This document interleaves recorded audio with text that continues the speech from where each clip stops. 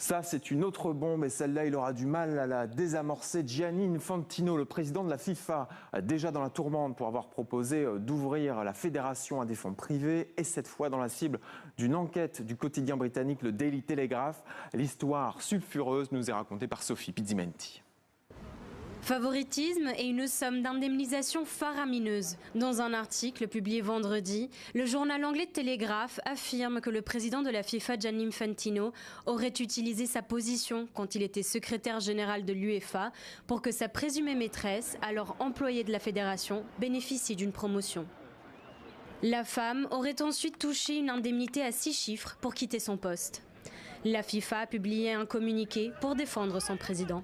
Il est de plus en plus évident qu'il existe un effort concerté et continu de la part de certains d'affaiblir la FIFA et son président. Des articles récents ont comporté des affirmations infondées et des allégations manifestement fausses concernant la FIFA et son président. Les spéculations et les insinuations ne doivent pas être présentées comme des faits et la répétition d'une allégation ne la rend pas vraie pour autant. Plus fragile que jamais, Gianni Infantino visite différents pays à la recherche de soutien pour sa réélection à la tête de la FIFA en 2027. Vendredi, il était en Colombie, invité à la cérémonie d'investiture du nouveau président. Il a pris le temps de rencontrer Ramón Yesurún, le président de la Fédération colombienne de football, ainsi que le président de la Confédération sud-américaine. C'est un vrai plaisir d'être ici avec vous tous aujourd'hui.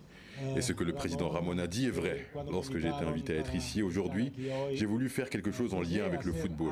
Le football de base, le football pour les garçons et les filles, parce que c'est ça qui nous tient à cœur. Interrogé par un journaliste, il avait refusé de répondre aux questions sur la FIFA. Président, est-ce que la FIFA a surmonté la crise? Malgré sa volte-face sur l'ouverture de la Coupe du Monde à des investisseurs privés, la pression sur Gianni Infantino ne retombe pas.